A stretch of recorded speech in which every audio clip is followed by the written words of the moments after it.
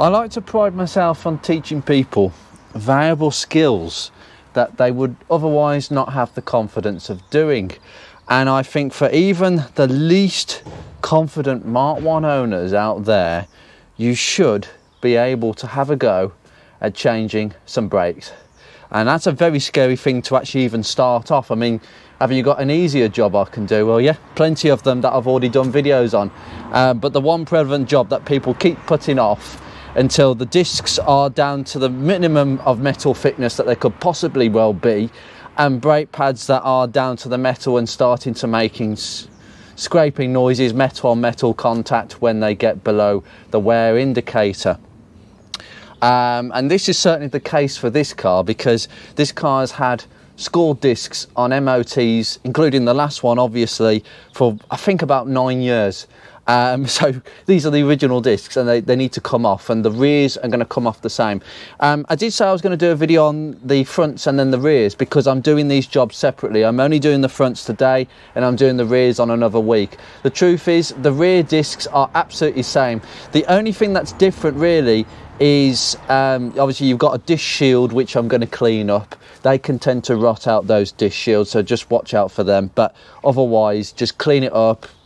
Give it some rust killer, I don't know, gloss black paint, matte black paint, whatever I've got in stock, to be honest. And then you'll just need to disconnect the handbrake cable, and it's just a case of hooking the lever off. It's really simple on a Mark 1. There's no clevis clips or anything like that on this car. So it's easy. It's exactly the same at the rear, and the same principle applies that I'm going to show you at the front. The main things to watch out for, I mean, at this age, you need to inspect the brake line. Now, I've looked at these brake lines that go near these actual, excuse me, put my torch on. So I've just been wire brushing around here, and it is a little bit rusty around here, and it's the paint. What happens is this green coated paint flakes off, and it just sort of that's when the rust starts to creep in. What I'm going to do with that, there's nothing wrong with the rest of the pipe. It's the same on the other side. I'm just going to put some rust killer, and I'll probably end up giving it a bit of a stone chip, just in these areas where I've actually rust killed. Because when you put the rust killer down, you've got to also paint over the top of it. That's the point in the rust converter, I should say. But otherwise, if your brake line looks like this, and there's no, what I would say is check for bulges, because if there's any bulges, that's going to blow. So what you would have to do is replace, on this side, replace this line, and you have to take off the engine mounting, because that's where the connection is on the chassis rail.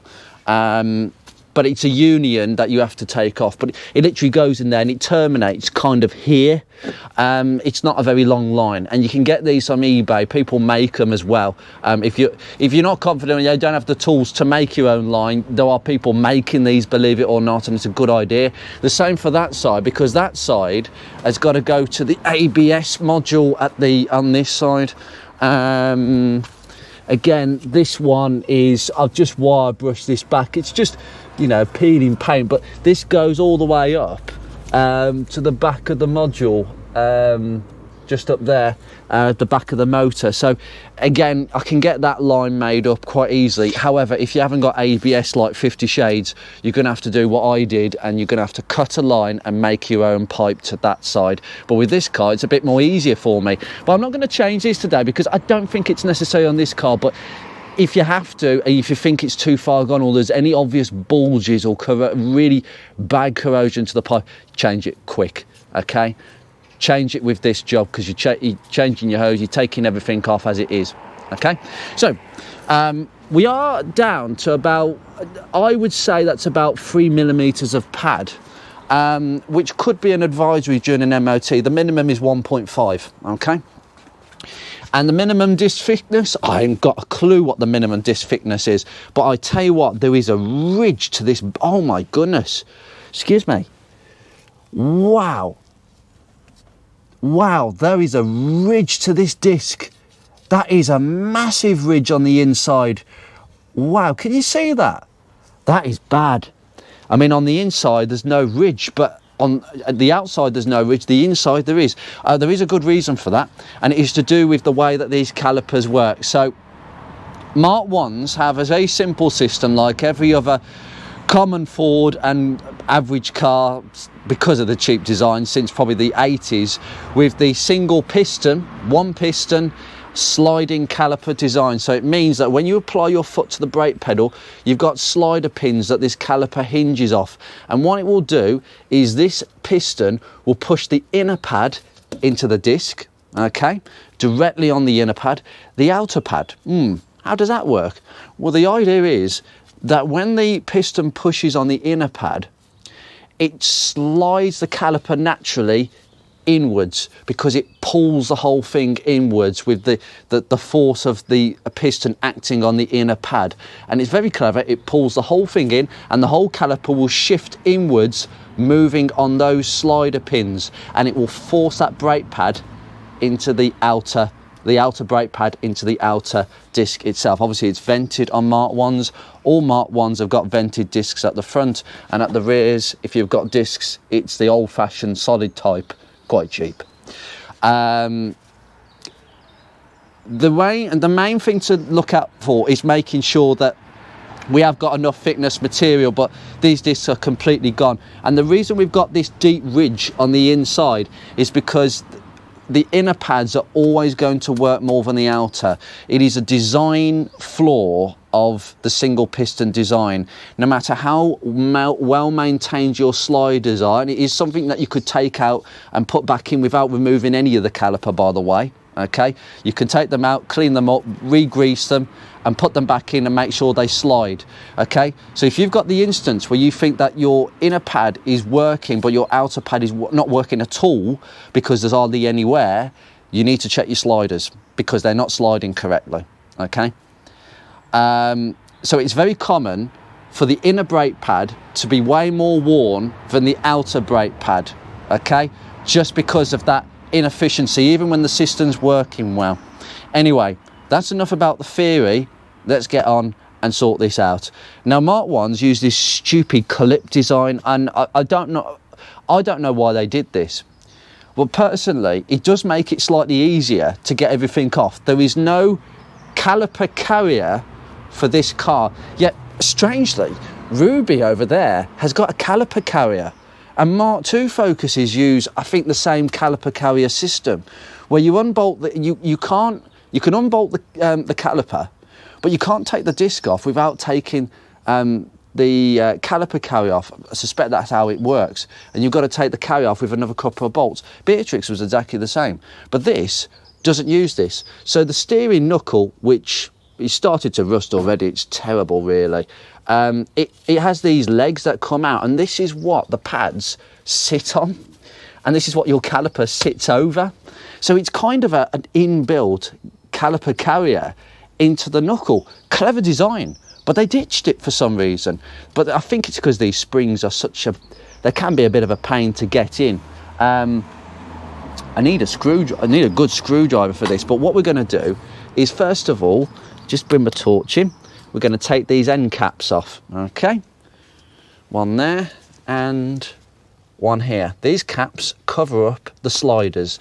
Now, the sliders don't just slide, they hold the caliper to the actual disc itself, the disc assembly itself, okay? Well, they hold it to the steering knuckle, okay? So that's an exposed bit of the slider. You're just seeing where my finger is, okay? And as I say, excuse for the lighting, but anyway, you're going to need a H7 key. Don't use an Allen key, it's not good enough. You're going to need a hammer for this. You cannot do this with an Allen key, guys. You need the proper socket. Oh, it's stiff, that is. There we go. Lovely.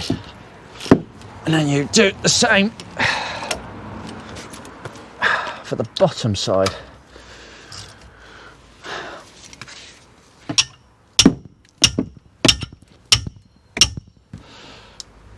Just be very careful when you're doing this.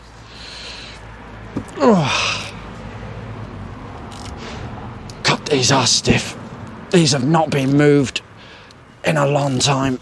I've no doubt this car has gone for a few brake pads, but it's been a while since these have come out.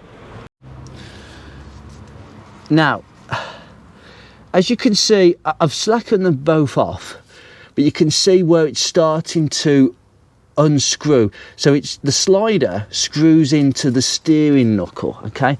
So this bit here is part of the steering knuckle. And it's starting to unscrew. Leave it for now.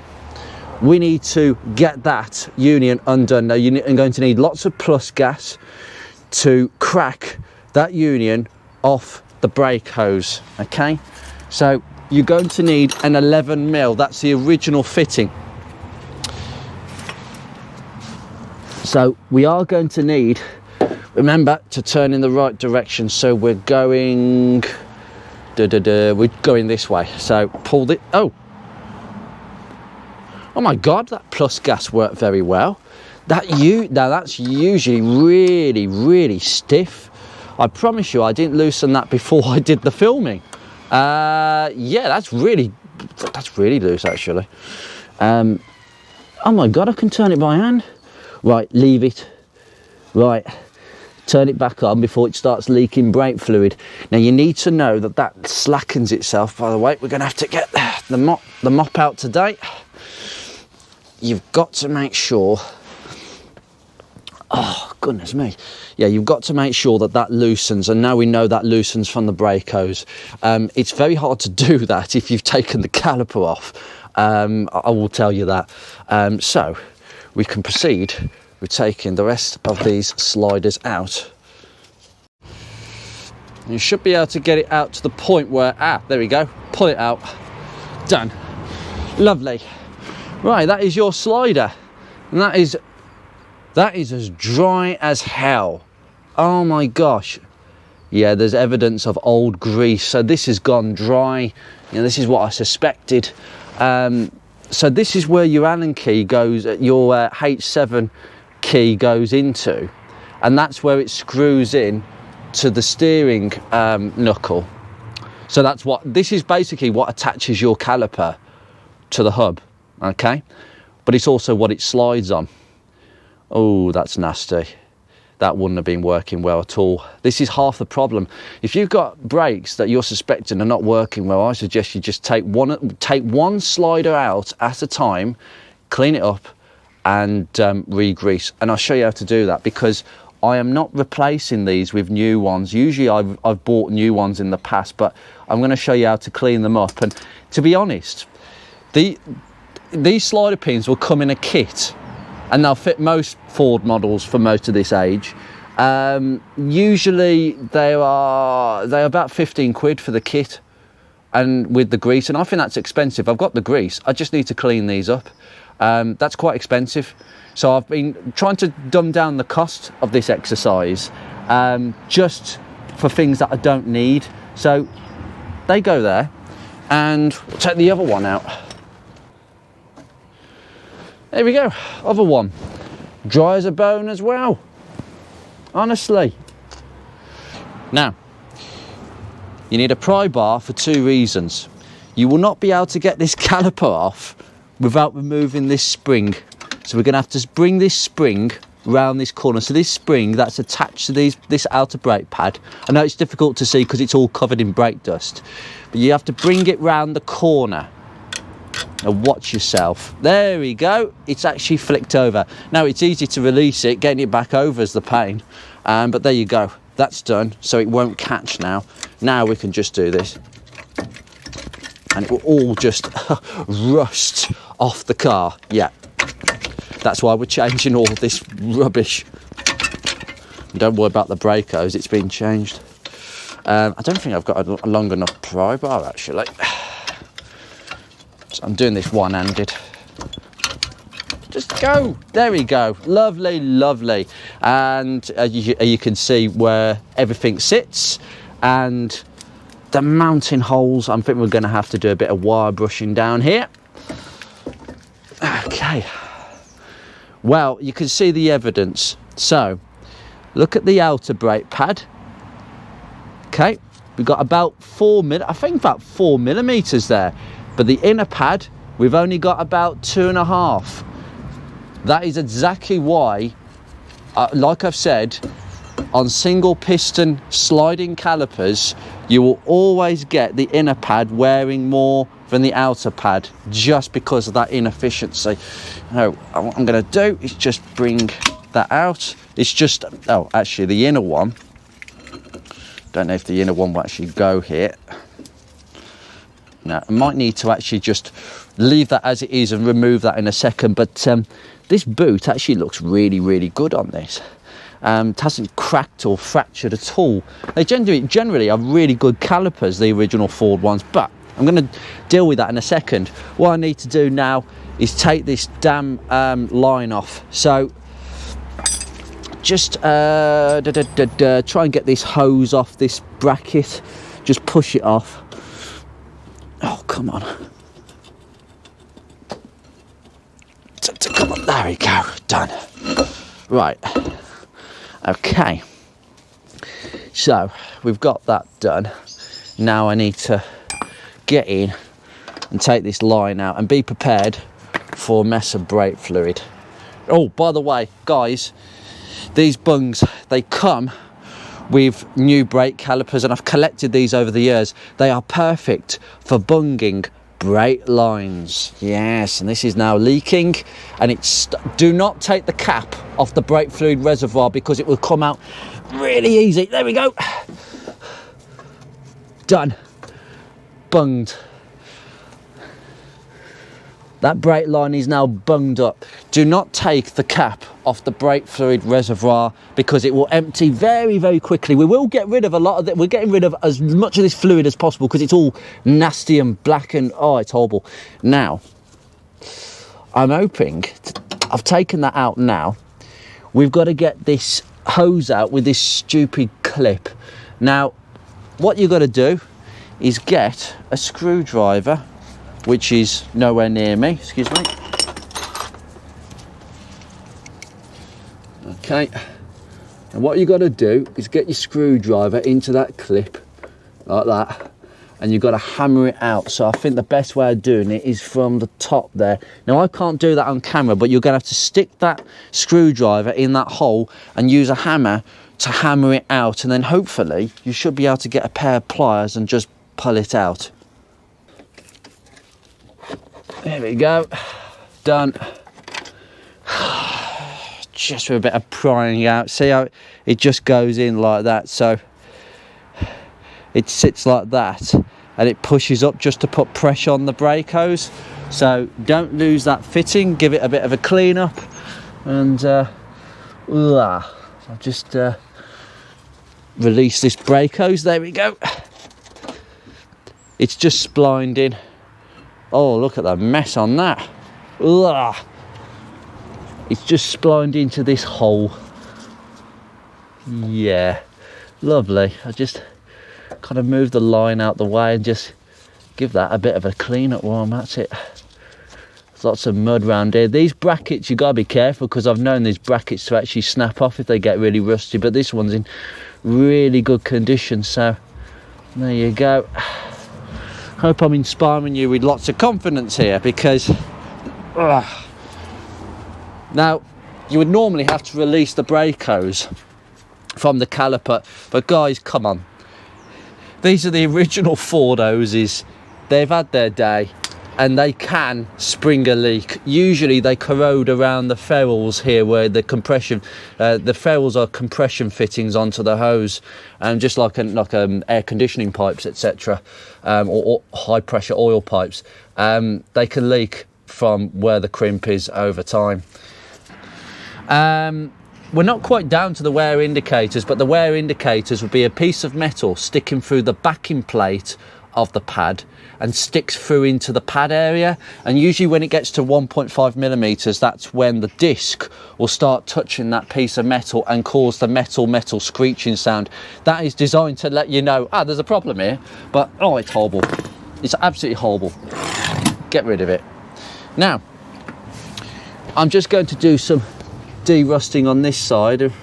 That pinch bolt looks, oh, it is still leaking. I don't know why that's still leaking. And there will be a bit of blood as well. Ow, I caught my hand really badly there. Now I'm just going to clean all this off on this side.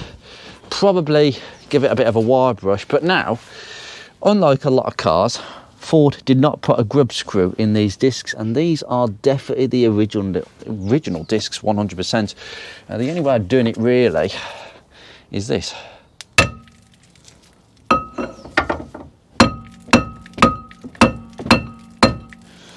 And that should, oh, these discs are tight, excuse me, I might just have to give it a few more whacks. You know when I said that this job was like, you know, quite simple? No, it's never that simple. Not on a car that's had discs attached to it for 20 years. I've had to bloody blow heat this, excuse me. I'm just going to heat it around the stud areas, but it will not come off with a hammer. Do not point it near the bearing, please.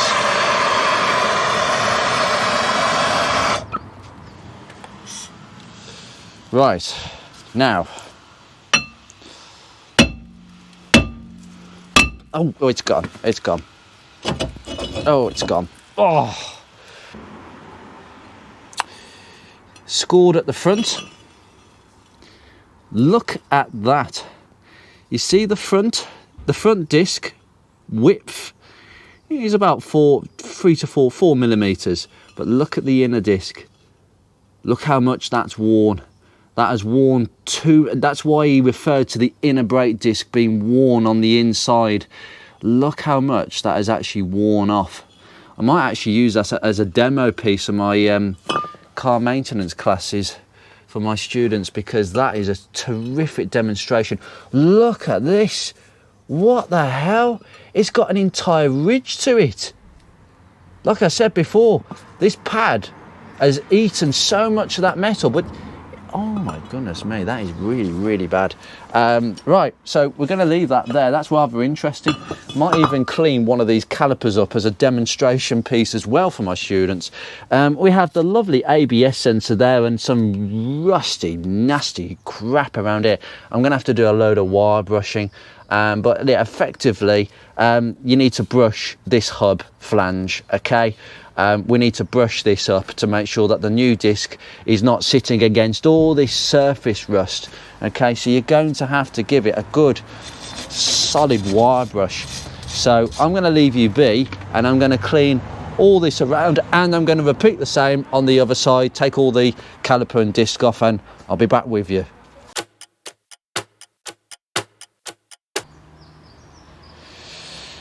Very, very nice indeed, and I'm pleased to say that the other side has also come off and is also looking decidedly scored to buggery. And the brake pads again on the other side are very much thinner on the inside, and the outer pad is a bit fatter. So we need to deal with the cause of that. Over time, the grease that should be on these sliders, there is no evidence of any grease. If there was grease, it's gone off. Now, there is a specific grease for sliders, and people argue all day about this. Some people say you gotta use copperies. No, you don't, because it goes nasty and gunky and hard after time. You use red rubber grease. This is what I was told to use many years ago, and it is good for the rubber products within the caliper itself, because the pieces of rubber that it slides through, obviously red rubber grease is good for them, and it is good to slide them through and keep them nice and slidey. Now what we've done is cleaned all of them up. We cleaned the threads so it's easy to screw into the steering knuckle. We are going to take a nasty one, and yeah, that's not good. That's going to catch. Now what we do, bit of brake cleaner and scouring pad, okay, and that will get rid of most of it. I suspect that this dirty bit is where it actually doesn't slide properly, but we want to get rid of it. It shouldn't be there, so I'm just going to put you Oh, I'm trying to get that. Oh yeah. So what we're going to do, we're going to hold the end with these pliers, just for the purposes of the camera. Brake cleaner, wire brush. Get that rubbish off. It will take a few minutes to get all this off. Eventually it will come off. Nice and clean. Lovely. And then we get the small one to clean the thread, just so it easily screws into the steering knuckle. Okay, so we just want to make sure that this is nice and clean, because it was a bit stiff getting out. There you go, 4 new sliders ready. So there's your hardware, simple as. Nice and simple. There is no point in fitting brand new calipers and discs when you're putting these grubby things back in. You must be thorough when you're doing this job, because otherwise the brakes won't work properly in the long term, and you will get severe inner pad wear versus the outer pad. So basically the inner pad will be like that and the outer pad will be like that, because it's not working at all. Okay, now I'm going to let this go off. I'm going to do a little bit of spray painting just around here. By the way, I have not done rust killer on the face of the flange. We want a perfectly nice surface, and I've just smoothed this with the small wire brush. I just got my little wire brush here and just smoothed it in, okay, between the studs. We want a perfect mating surface, and then that will be coated with a fraction of a little bit of copperies, just a little bit, okay. So yeah, I'll be back in a second.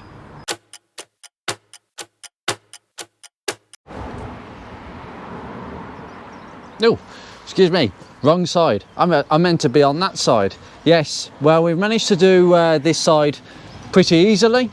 I will say a couple of things you've got to be aware about with aftermarket brake calipers is that you've got to pay attention to the way, oh, by the way, that clip, if you don't put this clip in to secure the brake hose, if you put it in the wrong way, you'll know about it, it'll be loose.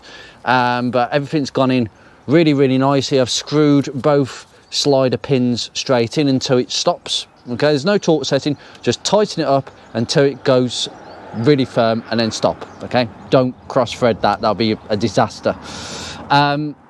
I have cleaned up and painted a lot of the hub, but I've managed, you just make sure that you wire brush this area, and there's a couple of tips I've got for the other side. But we're a bit loose because, yes, because obviously I've got to press the brake pedal to actuate all the calipers. Oh, it's all going to be loose. The caliper is going to be loose, the brake disc is going to be loose until you put your foot on the pedal for the first time.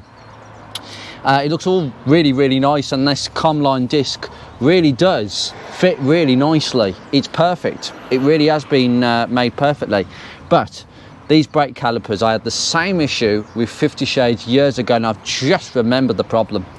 So you've got to pay attention to the way that this spring clip sits in the new caliper, okay? It's got to sit really flush with this corner. Now there's a bit of casting and a bit of rubbish casting as well that you've got to grind away with a grinder just in this corner to make sure it sits in that corner. Otherwise, this clip, and I'll tell you the problem, you can get it to go around there, but it kind of wants to slip off that, you see what I mean? Now, what we've got to do is leave this clip loose until we've actually applied the brakes for the first time. Then when we apply the brakes, this brake pad will move in, it will slide. See where this brake pad is hooked to this ledge? It will slide on this ledge, okay? That's why we must make sure this ledge is free from rust, and I'll put a bit of copper grease along the ledge to make it slide nicely. And we're talking about really, you know, we're talking about that much, okay? It will probably slide that much when we put when we set the brakes for the first time, okay? But we want it to be nice and slidey. So I'm going to come around to here and we'll do the whole process from start to finish, okay? Using some really important products. So namely, brake disc we could just shove that straight on. Just hang around there, it's not going to go anywhere else. As I say, these ledges, let me get my wire brush. Obviously I've spray painted this in gloss black, but we want to just make sure there's no excess paint causing a problem. We just want bare metal on this really. And then we do the underside ledge here. That's it, just no more than that, just a quick key and that's it, job done. Right, so brake caliper, what I've had to do is, again, I've had to grind. I might have to grind this casting a little bit further back with my little grinder. We'll see how the spring fits, but if I have to cut it back even more, I'll do it in situ. But anyway, you attach the brake hose. You'll need a 15mm, probably a flare spanner, and tighten it until it's really, really tight. Okay? I might have to go back on the other side and sort that, but please attach it to the brake caliper. Do not attach it to the line and then try and twist it in the brake caliper, because you can't, because you'll twist the hose. Otherwise you'll have to turn the caliper round and round to wind it in, so don't do that. I'm just going to take these caps off, okay, because we're not going to need these for now. Okay, now this brake caliper is in the relaxed position, okay, it's retracted, okay, so we don't need to worry about that. Now these brake pads, now this is the inner one, because it basically clips in to the piston. Now what we need is, some people would just use copper grease because you got that, but I've got this stuff what I want to try out.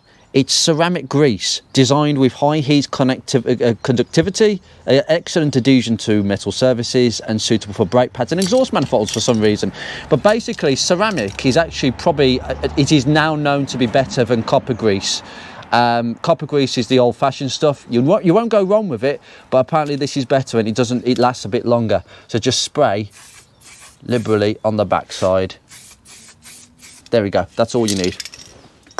That is that product sorted, okay, no more than that.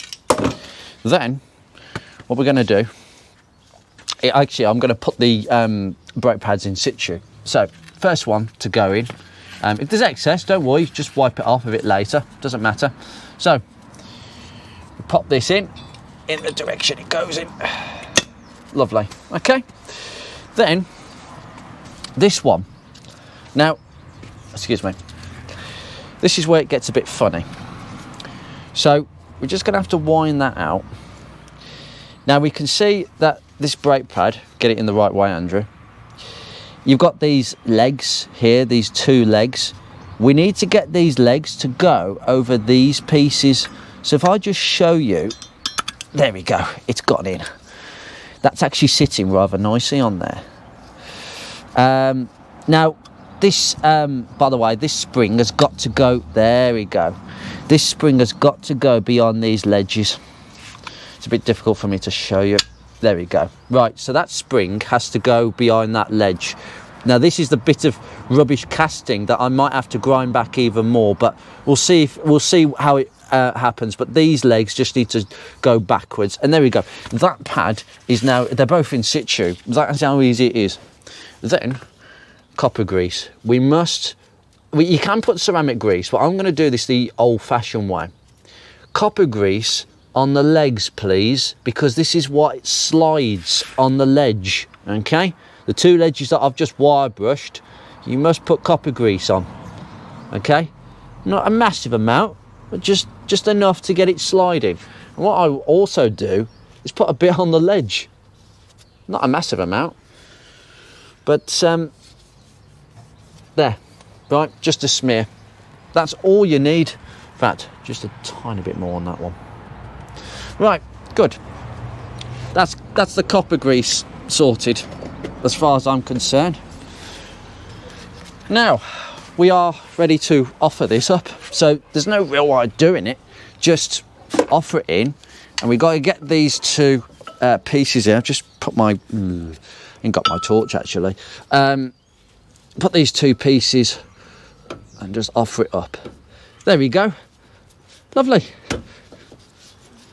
You see how these two are nicely sitting?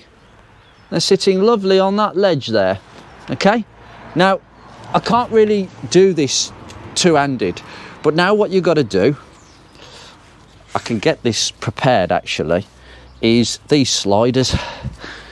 Now what we need is some red rubber grease, and we want to get these sliders in. Now, I would say tiny bit more.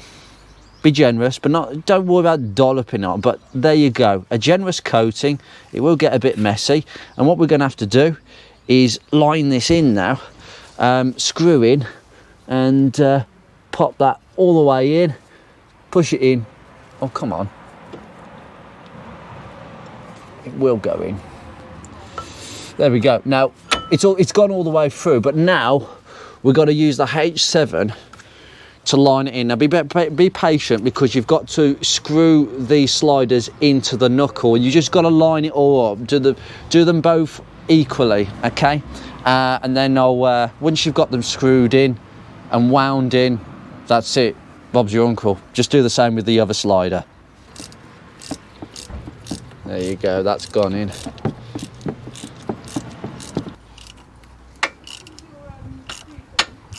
Getting pretty tight now. There we go. Right, we can put these caps back on. Now we're a bit loose still, and that's because this spring hasn't gone on yet. Now the other side has been a bit of a bugger to get this spring on, but this side, if I just demonstrate, it goes straight in and it clicks straight in there. Now what I'm going to do is I'm going to just check the other side to see if there's a bit of an issue, because it seems to have gone quite nicely on there. It has caught that corner. I've got a feeling, because what happens is these springs have got to sit against the ledge. So what I'm going to do, I'm going to bring that back round, and I am not going to put this on until we've actuated the brakes. But as far as I'm concerned, we're on. Okay, that's fantastic. Now we need to get this hooked in. This hose just needs to spline into there. Just make sure you manage to spline it in quite nicely, and then we could just take that line out, and then there'll be a bit of a leak. So, just catch the mess. Be very quick. 3, 2, 1. Off we go. Stick it in the hose. Ooh, it's come out.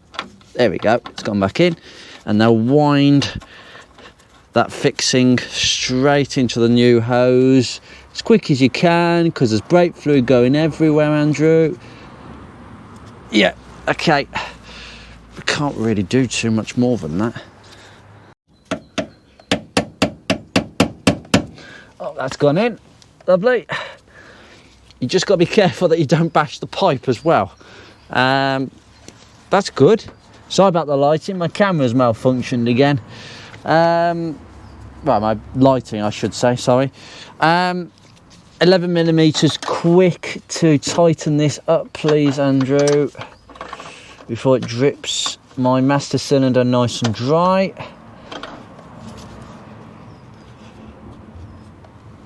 Come on. There we go. This is the satisfying bit, when it all just comes together rather nicely. Oh, that's gone tight. Yeah, once it goes that tight, that kind of means stop. When the bracket starts bending itself, you kind of have to stop. That's good. Give it all a bit of a clean up, and I'm just going to give it a final bit of a whiz. Come on, get on, and make sure you are fully on the... That's it. I've just tightened it a fraction, like an 1/8 of a turn there. Lovely. Oh, we are out. Lovely. Now we could just pop this back into the grommet. There we go. Lovely. Wow. Oh, goodness me. We're in. All bolted down. Now, I'm going to go in the car, press the brake pedal. We have got enough fluid in the reservoir, I've just checked. I'm going to try and leave you in a position where you might be able to see what's going on with the caliper. Now, first push of the brake pedal will be quite appalling. Oh, that pedal's gone to the floor. There we go. Did you see that? The piston's moved out. My pedal has now gone firm once again. Right, this is important. You must make sure that this clip sits nicely with aftermarket brake calipers. So I'm going to show you what I've just done. So you're going to need a small grinder. And now we've got the ears sitting against the ledges, and not what was happening is they were doing that. Why? I think the casting is rubbish. I've compared this to the original caliper. And what I've done is, can you see where I've ground it back? We need to make sure that this is sitting nicely against the ledge. What was happening, there was a bump here and it was forcing this spring out and it couldn't latch properly. So I've had to ground a nice sharp corner to that, okay? So just make sure that that corner is not full of any bumps. So now that spring will go over really nicely and it will just sit on the ledges. Look at that. That is far improved. I'm happy with that. That's secure now. That will not come off by just bumping it, because it was actually right on the edge and now it's not. So there you go, guys. Now, bleeding the brakes, usual.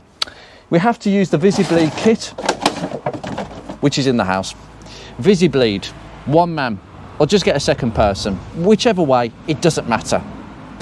We're going to get rid of as much of that brake fluid out of these two brakes. Now remember, if we're doing this properly, we'd have to go to the back and redo that. Now, when I come to the back brakes, I will start at the back and I'll repeat it on the front brakes, because we're splitting two circuits here. Remember, on a Mark 1, like most cars, diagonal circuits, one there to there, one there to the back wheel, okay? Now what we've done is we have upset both circuits. However, bleeding it from the front, I've never had an issue with just leaving the rears. I've never had an issue with air in the system because I haven't bled the rears after just doing the fronts. I had this issue with 50 Shades, there was no issue. So as far as I'm concerned, just bleed the front brakes and you should be absolutely fine, okay? But I will be going to the back, and because I've done the back, I'll end up repeating it at the front just to work my way around the system. Furthest from the master cylinder, please. So we would have to, obviously, if we're bleeding all the brakes, master cylinder is over here, so we bleed the rear left, rear right, this side, then this last of all, okay? So when we bleed, we're gonna have to start at this wheel here. It goes to say, just check for leaks at this stage, but there shouldn't be any leaks. No, there is not any leaks. There is no leaks at that union whatsoever. There's no leaks anywhere else. And again, we're sitting nicely on the cusp. In fact, that might have to be ground back a bit more actually, because it's not quite on as much as it should be. No, okay, I'm gonna have to grind that. That's fine, I'll deal with that in a second. Bleeding. Right, okay, now that fluid is disgusting and it hasn't gone down by much. It's gone probably just to the end of the Bosch name actually.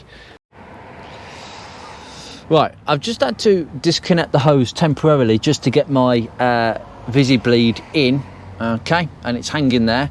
And I think it's more convenient to get an 8mm spanner to do this job. Remember, you've got to make sure that this plastic piece is over the end of that hose, clamping on the the bleed screw. Now, that's quite slack now. Now that should produce a result. So, I'll leave you to watch.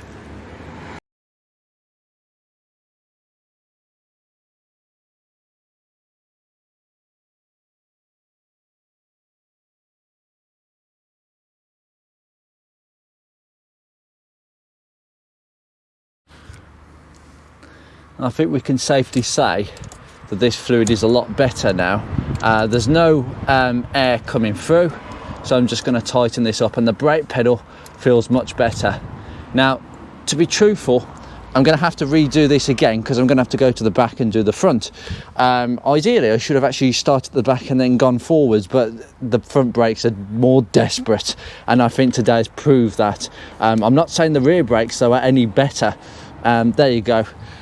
That nipple is nice and tight. We can take the plastic sleeve off and release the whole thing. Ooh, excuse me.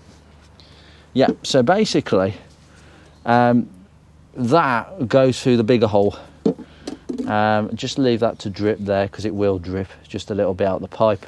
But yeah, that's disgusting. I've got a milk bottle for that to go in. Sure, it's all gone, but there's no leaks from the union there. Pay attention if there's any leaking there, and pay attention if there's any leaking here, and there's no leaking from the pipe, which is fantastic. We could pop that brake hose back in now. We've pretty much done what we've had to do with this. Oh, come on, go in. There we go. Lovely.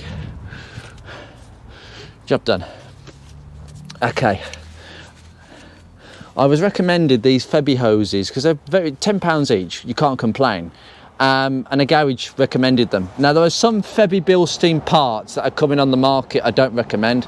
I don't recommend buying any Febby Bilstein engine mounts or rubber components.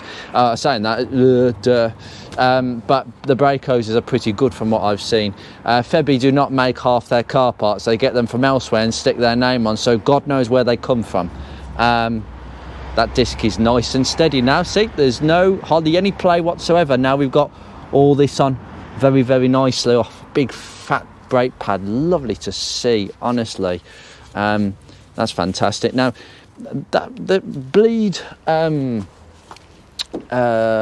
cover, now I wasn't happy with the ones that came with them. Right, you've got these little things. I don't like them. They actually fall apart. I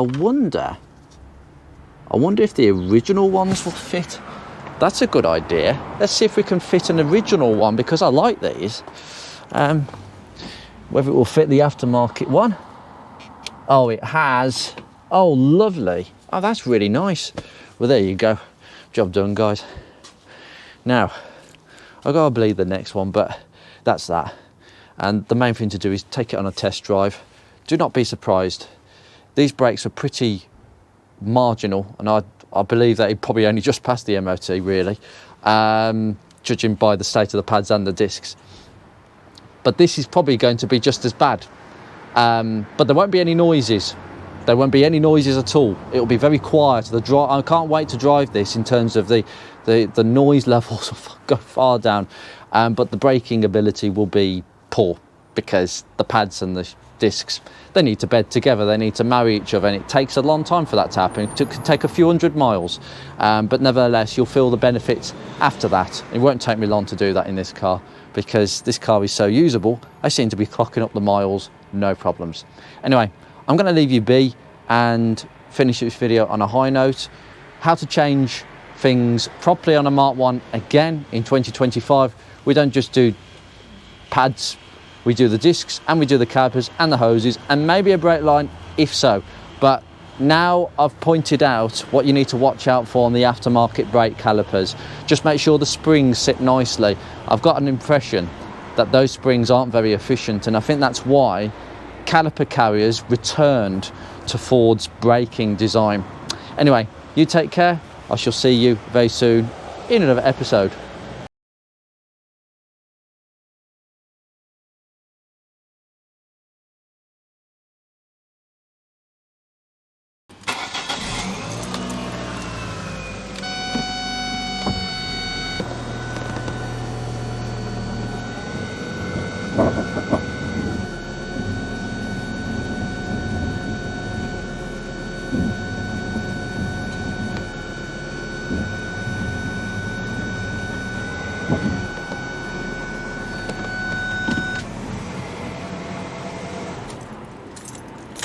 I think we can consider that victory.